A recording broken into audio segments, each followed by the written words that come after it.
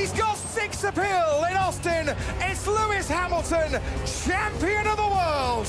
Lewis Hamilton now only has Michael Schumacher ahead of him in terms of World Championships won. Get in there, Lewis. What a drive, mate, that is it. Champion of the world. Did it in style, mate. You did that in style. Still we rise, guys. Still we rise. What an incredible weekend. Thank you so much, guys, for today. And to everyone that came out. I can't believe it. I really can't believe it.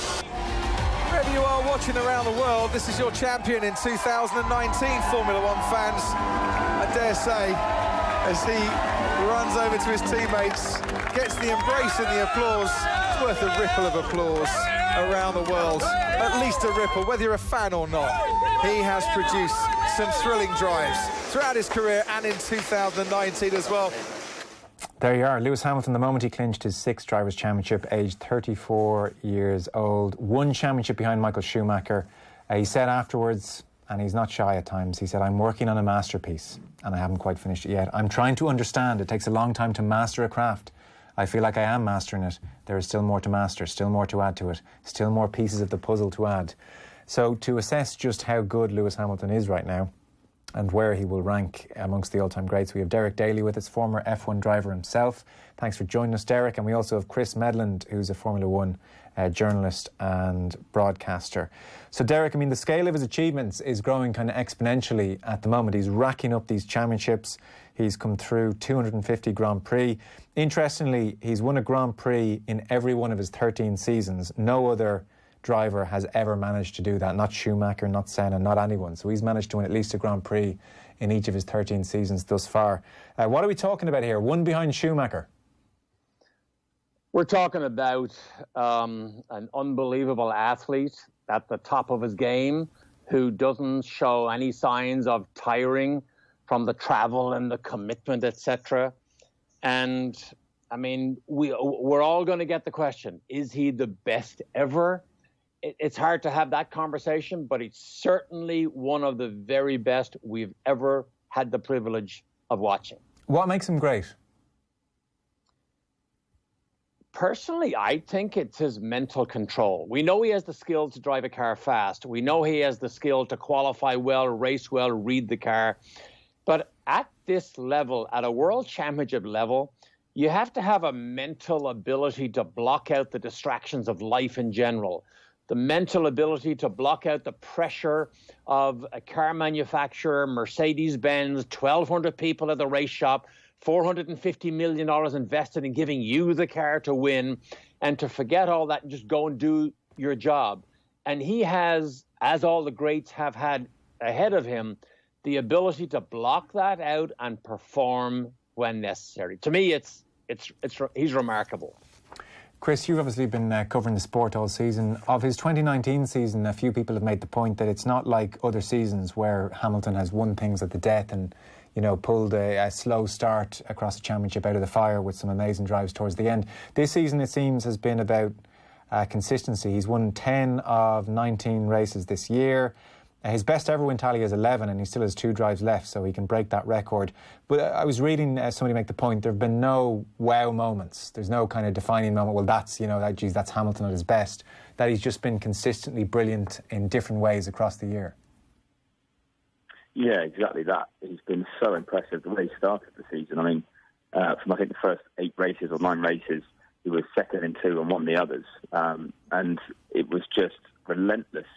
I think he saw the threat of Ferrari from pre-season. We all thought Ferrari were the favourites going into the first race in Australia because of the pace they showed in pre-season. And I think that kind of woke Hamilton up a little bit and told him he couldn't afford a slow start or rely on a strong finish. He was going to have to really be at his best from the word go. And he kind of broke the back of the challenge really early on. And like you said, once he pulled out that consistency, he hasn't cruised since, but he could have if he needed to. What's actually happened is we've seen a bigger threat from Ferrari and Red Bull as the season's gone on, and he's still had to respond to that. So even recently, I think there's only been 1 race he's not been on the podium since the summer break. He won in Hungary, coming from behind to beat Max Verstappen. He's just responded to every different type of challenge from different types of drivers, and his ability to do that and racing hard but cleanly, is really what's been the basis for this championship. Because, Derek, to follow on that point, I saw someone make the point that there were certain races where in Montreal in June where he just pressurised Sebastian Vettel into making a mistake, and he did it brilliantly and he stayed on him, and Vettel made the mistake and Hamilton won that race. But then equally, Joyland Palmer was writing on the BBC, former driver, and he was saying, broadly speaking, when Hamilton leads out of turn one, it's boring, because effectively he's going to win. He said when anyone else leads out of turn one, you know the race isn't over until Hamilton is out of contention. And I think Chris used the right word, relentless. He is relentless. Remember, it's a good argument to say that he has not had the fastest car all this year. Ferrari have had the fastest car in quite a few races and have made blunders. But Hamilton has that relentless ability to run somebody down, to always stay in the shadows, to always be ready to pounce. And I think what Palmer said is right. It has made it a fascinating championship. But I think Hamilton has developed that over the years. That's a maturity he now has. In addition to his brilliant, natural, gifted speed, he's now added the ability that he knows he has to work harder than he ever probably thought he might have to. I saw a comment recently from Bottas that says he's surprised at just how hard he works. So you add natural gift and skill. He works hard. He's got the maturity now to be relentless and never give up. And to me, he's the most fascinating driver I've seen for many, many years.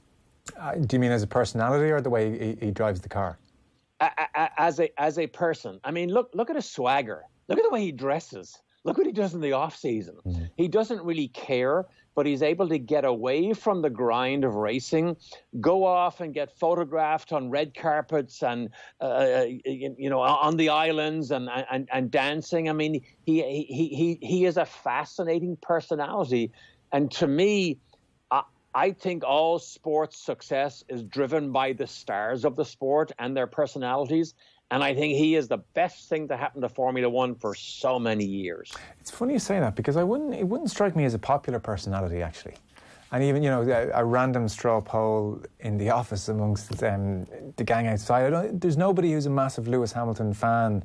Like, he's a very emotional person, that's for sure. He can come across, I think, at times as someone who has a kind of chip on his shoulder about things, maybe doesn't feel he gets his due, certainly as a winner. And look, sometimes when things don't go your way, you have a bit of a temper about things, and that's fine. But even, recently he was talking, I think it was on his Instagram post, where he was talking about climate change and various things, and he was saying, honestly, I feel like giving up on everything, shut down completely. Why bother when the world is such a mess and people don't seem to care? Kind of a superior enough thing to be writing about 6 billion people across the country. And even when he was talking about climate change, he was saying how he doesn't allow anyone in his house buy plastics, recyclable deodorant and toothbrush. And then he said, I even sold my plane a year ago. And you're kind of thinking, well, a touch more self-awareness there. I mean, you're lucky you had a plane to sell. I mean, and, can you really be talking about climate change when you're going around the globe driving Formula One cars for a living? I mean, I wouldn't think the carbon footprint is too healthy. So it's interesting. You do find him a likeable person, Derek? I don't know, have you dealt with him or how you found him? Well, I find him a fascinating character. I've only spoken to him a couple of times. I was a Formula One steward over the last 5 years.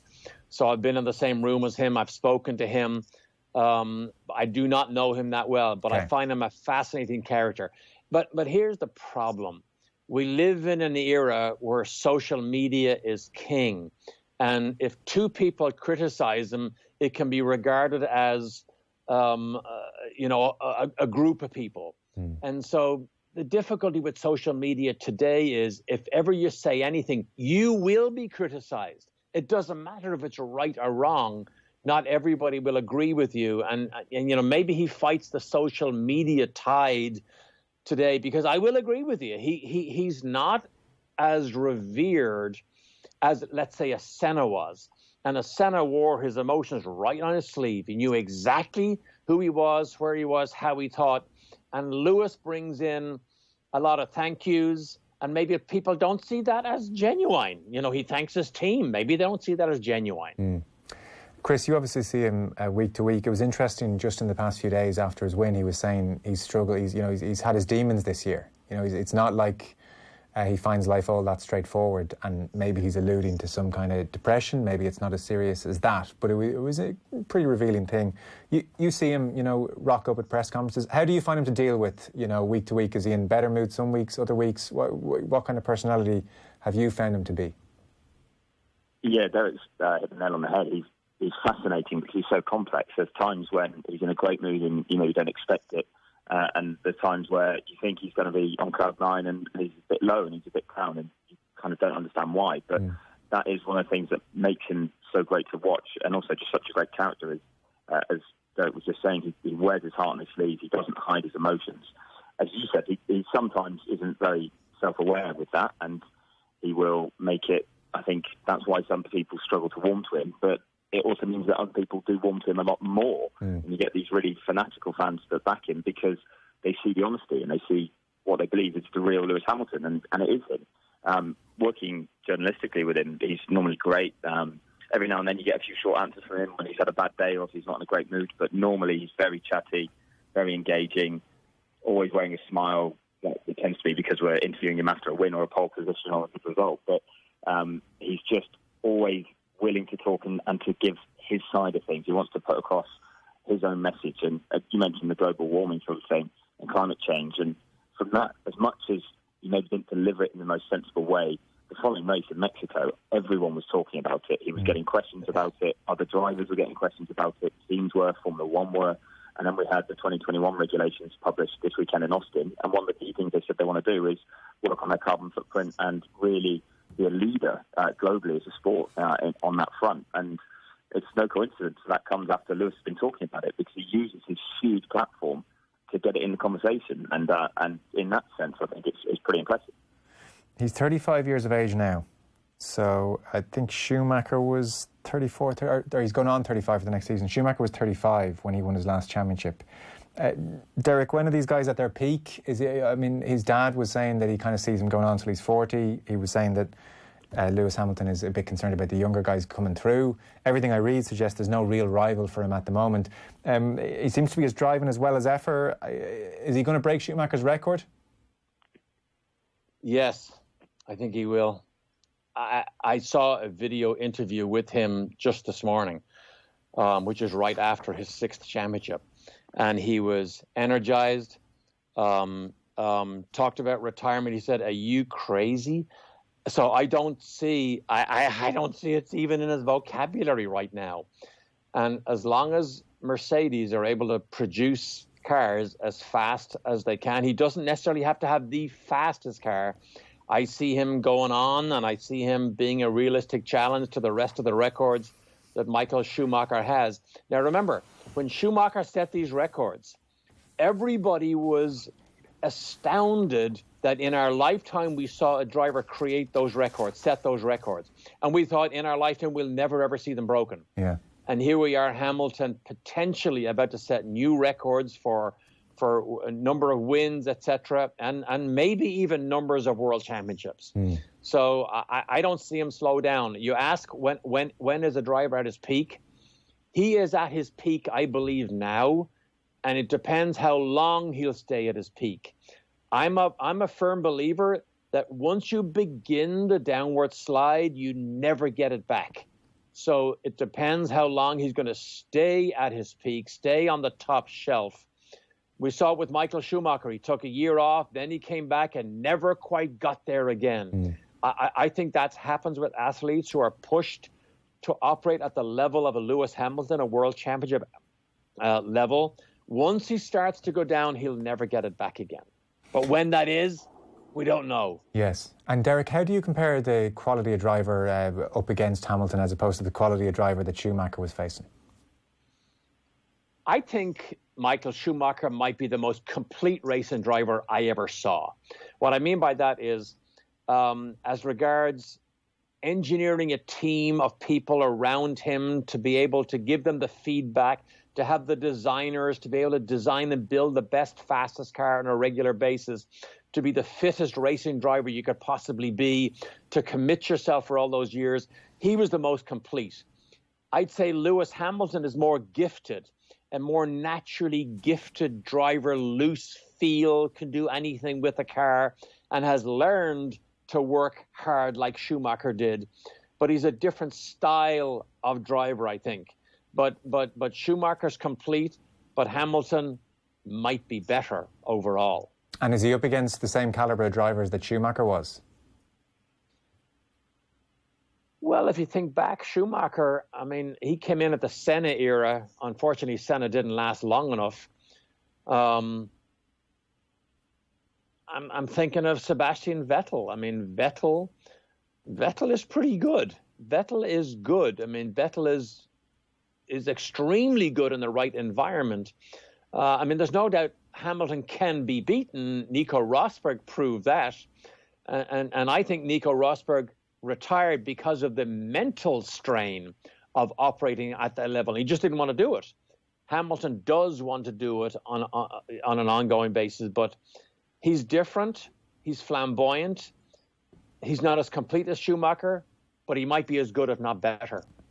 Okay, interesting. Same question to you, Chris, because we had a text in actually at the top of the show and we said we're going to have you guys on, basically saying, lads, no comparison with Schumacher and Hamilton. Schumacher, you know, had to do more with the cars back then, and also he was in a much tougher era. I disagree with that. I agree that maybe the cars were physically harder to drive. And, safety still was improving. It wasn't maybe at the level it is today, and the sport has evolved a long way. But as Derek says, like Schumacher crossed over with the end of the Senna era, but then his biggest rival for those first two champions was Damon Hill, who wasn't quite at his peak at that time. And the Benetton was a very strong car. Then he had Mika Häkkinen with a real serious challenge for him. But then beyond that, once we got to that Ferrari dominance, he had some very, very good drivers and a number of race winners. But in the same way now, you've got to look at what Lewis was up against as a point where he was on the grid with the most number of world champions at one time. You had Fernando Alonso on there, you had Vettel, you had Kimi Raikkonen, you had Jenson Button, and these guys were all fighting at the front. And you look at years like 2010 or 2012 when championships went down to the wire. And in 2010, Lewis still had an outside shot of winning the championship. He was up against Vettel and Alonso, all going for the championship at the same time at the final round. And I just think we were in a great era at that point, and we kind of overlooked it slightly because it's easier to look further back and really glamorise it, because there's some great names even further back that don't have the number of wins or championships that Schumacher and Hamilton have. But, we mentioned Senna in that breath. You look at Alan Prost, I've just mentioned Alonso, but then someone like Jim Clark even. When you go further and further back, it wasn't all about the number of wins. But that comes down to the era they were racing in as well. And it's been a different era, but Hamilton has crossed over with some that people still talk about in the list of greats as well. And I think he said it just as tough as Schumacher, if not more. Okay. Derek, who's the next big challenger for him? Like, who's on the horizon here who's going to take Hamilton's mantle? Verstappen has to be, if he stays alive long enough. Why is he reckless? He still is reckless, yeah. He's super fast. I don't believe he's near as complete as a Michael Schumacher ended up being. I think he's going to need a lot of support from his engineers and his designers to give him the fastest car. I don't think he's the type of driver that will give specific, accurate feedback so as he can engineer the car and go to the line with a faster car like a Jenson Button was able to do or a Michael Schumacher was able to do. But Verstappen, I mean, he is unbelievable. Charles Leclerc, how good's he going to be? I mean, he took on Sebastian Vettel and has shown that he's as fast, if not faster than him. So Formula One continues to produce these fascinating storylines, and there's somebody sitting off right now on the sidelines that we haven't become aware of that's going to become a legit challenger. And that's the next major mental hurdle for Hamilton. Does he want to stay in the fight at the level he has to stay in it with the lifestyle commitment you have to make to take on these young guys coming up? Yeah, not easy. And I guess just a final point, Derek, like to use a golfing equivalent, people's, Tiger Woods or Jack Nicklaus, who's the better player? I think the honest reality is Tiger Woods played the game better than anybody, had more talent than anybody at his best. But it's very easy for people to say, well, look, Nicklaus won 18 majors, Tiger's won 15, so that's the end of the discussion. Say Hamilton does or doesn't overtake Schumacher. And going right back, Senna, anyone. Who's your favourite driver? Who's the best driver? Well, on the golf analogy, Hamilton is Tiger Woods and Jack Nicklaus is Schumacher. Yeah. Jack Nicklaus was that technician, thought about everything, wasn't flamboyant, showed up, did his job and went home. Whereas, you know, the flamboyance of a Tiger Woods is a Lewis Hamilton type. But in the years to come, you know, who will we say was the best of the best? I don't think you can ever have that argument. I just think we can enjoy what we see unfold right now. We are witnessing history, and we are witnessing one of the finest men to ever step into a racing car, ply his craft at a higher level than most people we've ever seen in our lifetime. Yeah. I guess a final point on that, Chris, is that maybe it's not having the impact it might otherwise have if... I guess, I don't know, you based in the UK, but, you know, you see a lot of... I saw Gary Lineker and various other people kind of coming out and saying, geez, we aren't actually appreciating what we have in our hands here. And it's not on terrestrial television, you know, it doesn't have the impact of Nigel Mansell winning, it feels like. And Hamilton is kind of doing this in so much as you can, but a little bit under the radar. Yeah, I totally agree. It's actually something I've been writing about today. I'm still over been working, but I've seen the reaction from back in the UK and that people want to see Lewis knighted, and definitely the way that television coverage has changed has an impact on that. You only have to look at the figures for his first championship back in 2008, and they were huge. Everyone tuned into ITV then because it was on terrestrial TV, and it got millions and millions of viewers, and it definitely has moved away from that now with it being on pay TV, but it doesn't dilute, you know, what he's achieving. It's just maybe the recognition, as you say, and I do feel also we're not very good at, you know, we love an underdog, don't we, over our side of the pond compared to where I am right now. And in the US, they really appreciate seeing sort of greatness as it's happening. And I think once Hamilton retires or stops, that's when we'll really sort of look back on it and appreciate what we had. And similarly, Derek mentioned, Max staying alive, but you do get it when drivers are sort of gone too soon and you think what they could have achieved. That adds a mystique and sometimes adds to the argument of how great they were. Whereas you can't blame Hamilton for just relentlessly continuing to rack up the records and still being around, because he's got that drive and that passion to do it, and he's done so well so far. So I think it'll only be when he stops racing that we'll really, really appreciate it. Okay, well, we'll see where he ends up. Derek Daly, former Formula One driver and plenty besides as well, and Chris Medland, journalist, broadcaster. Thanks so much, fellas. Appreciate it. Thanks Joe. Bye, Chris.